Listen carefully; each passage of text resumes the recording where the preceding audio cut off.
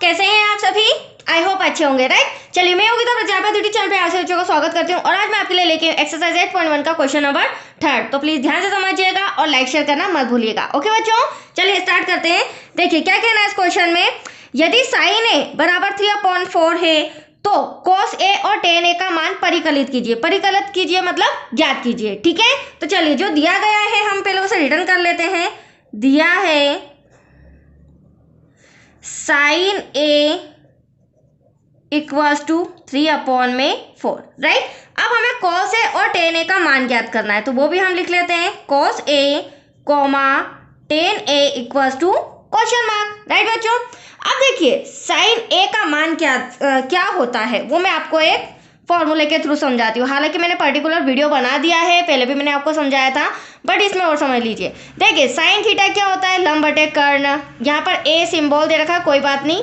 cos theta बराबर क्या होता है, आधार बटे कर्ण। tan थीटा बराबर क्या होता है, लंब बटे आधार। तो फिलहाल हमें साइन a का मान दे रखा है जिसे हम कहेंगे लंब बटे कर्ण। क्या कह देंगे इसे, 3 हमारा लंब हो जाएगा और 4 हमारा कर्ण हो जाएगा, राइट। इसी प्रकार हमें cos a का मान ज्ञात करना है, आधार बटे कर्ण, और tan a का मान ज्ञात करना है, लंब बटे आधार। इसी प्रकार इनके अगेंस्ट 3 होते हैं बच्चों, cosec theta, sec theta, cot theta, जो इनके अपोजिट होते हैं, मतलब कि कर्ण बटे लंब, कर्ण बटे आधार और आधार बटे लंब। तो इतना आया आपको समझ में। और अगर इन्हीं फॉर्मूलों को काफी डीप में समझना है तो मैंने इस चैप्टर के स्टार्टिंग में ही सभी फॉर्मूले समझाए हैं, पर्टिकुलर वीडियो भी बनाया है, तो आप पहले वो देख लीजिए, राइट। चलिए ये तो समझ में आ गया कि 3 और 4 क्या है, लंब बटे कर्ण। तो इसके लिए हम पहले ड्रॉ बना लेते हैं, राइट। ड्रॉ में हम पता कर लेंगे लंब क्या है हमारा और कर्ण क्या है। ये हमारा बन गया समकोण त्रिभुज, इसे नाम देंगे ए, बी और सी। बी हमेशा 90 डिग्री का होता है, ठीक है। अब 90 डिग्री के सामने वाली भुजा, दो इंपॉर्टेंट पॉइंट बता रही हूँ, ये ध्यान से समझिएगा। 90 डिग्री के सामने वाली भुजा हमेशा कर्ण होती है, राइट बच्चों। और कोण के सामने वाली भुजा हमेशा लंब होती है। तो हमें कोण ए, आप देख सकते हैं तीनों में ए दे रखा है, तो ये कोण ए हमारा रहा। इसके सामने वाली भुजा क्या हो जाएगी, लंब हो जाएगी।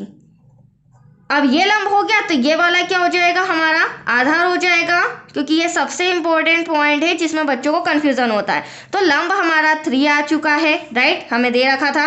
कर्ण हमारा हो जाएगा 4 सेंटीमीटर। देन हमें क्या फाइंड करना है बच्चों, आधार फाइंड करना है। तो इस समकोण त्रिभुज में हम किसका प्रयोग करेंगे, पाइथागोरस प्रमेय का। और जब तक हमारा आधार नहीं आ जाता तब तक हम cos और tan की वैल्यू नहीं निकाल सकते, राइट। तो लिखते हैं, अतः समकोण त्रिभुज ABC में कोण B इक्वल्स टू 90 डिग्री। इसीलिए पाइथागोरस प्रमेय से, अब पाइथागोरस प्रमेय क्या कहती है बच्चों, कर्ण का वर्ग जो होता है वह अन्य दो भुजाओं के वर्गों के योग के बराबर होता है, राइट। तो हम इस फॉर्मूले के अकॉर्डिंग आधार फाइंड कर लेंगे। कर्ण का वर्ग इक्वल्स टू लंब का वर्ग प्लस आधार का वर्ग, यहां से हमें आधार मिल जाएगा। अब कर्ण क्या है, AC, तो यहां पर हम AC का वर्ग लगा देंगे, राइट। इक्वल्स टू लंब है हमारा BC, तो यहाँ पर BC का वर्ग हो जाएगा। आधार है हमारा AB, तो AB का वर्ग हो जाएगा। अब जो मेजरमेंट दिया है वो मैं फटाफट रिटर्न कर लेती हूँ। AC हमें दिया गया है 4 सेंटीमीटर, तो यहाँ पर क्या आ जाएगा बच्चों, 4 आ जाएगा। BC हमें दिया गया है 3 सेंटीमीटर, तो यहाँ पर मैं 3 लिख देती हूँ, प्लस AB जो आधार है उसे हमें फाइंड करना है, तो एटलीस्ट AB स्क्वायर ऐसा का ऐसा। अब देखिए 4 4 16, 3 3 9 प्लस AB का वर्ग। अब हमें AB फाइंड करना है तो प्लस का 9 इधर आके माइनस का हो जाएगा, ये हो जाएगा हमारा AB का वर्ग। 16 में से 9 जाएगा तो बचेगा आपका 7। तो यहाँ से हम क्या करेंगे बच्चों, वर्ग हटाएंगे और वर्गमूल लगाएंगे, क्योंकि हमें AB स्क्वायर नहीं चाहिए, हमें क्या चाहिए, AB। तो यहाँ आ जाएगा AB और जो स्क्वायर है वो बन जाएगा स्क्वायर रूट 7। अब स्क्वायर रूट 7 का तो कोई वर्गमूल होता ही नहीं है, तो यहाँ पे लिख लेते हैं हमारा आधार आया है √7, जिसे राउंड अप किया है हमने, फाइंड किया है। That's clear. अब आपके पास तीनों मेजरमेंट आ गए हैं, कर्ण भी आ चुका है, लंब तो कर्ण तो हमें दे रखा था, लंब दे रखा था और आधार हमने फाइंड कर लिया है। अब इसी के थ्रू हम कॉस और टेन का मान निकाल लेते हैं। देखिए सबसे पहले मैं यहाँ लिख लेती हूँ कॉस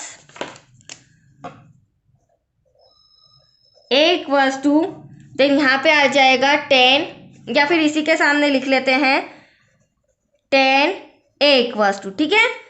अब देखो मैंने अभी आपको फॉर्मूला बताया था, cos A = क्या होता है बच्चों, आधार बटे कर्ण। तो यहाँ पर हम लिख लेते हैं आधार डिवाइड में कर्ण, राइट। ठीक है, ऐसे ही tan थीटा क्या होता है, लंब बटे आधार। L का मतलब लंब हो जाएगा, A का मतलब आधार हो जाएगा, ठीक है। अब देखिए फॉर्मूले के अकॉर्डिंग लिख लिया, बट हमें वैल्यूज पुट करनी है। तो अब हमारा आधार हो जाएगा √7, राइट, और हमें डिवाइड में क्या दिया गया, कर्ण। तो कर्ण हो जाएगा डिवाइड में 4, मतलब √7 डिवाइडेबल बाय 4।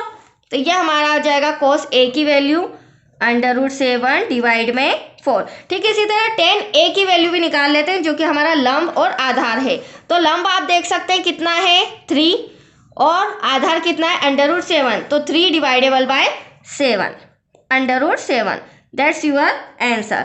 ये दोनों के मान आपके सामने आ चुके हैं, यही हमें फाइंड करना था बच्चों। छोटा सा सम था, कंप्लीट हो चुका है। तो आज के लिए इतना ही। नेक्स्ट वीडियो मिलेगा आपको क्वेश्चन नंबर 4 से रिलेटेड। ओके, थैंक यू बच्चों।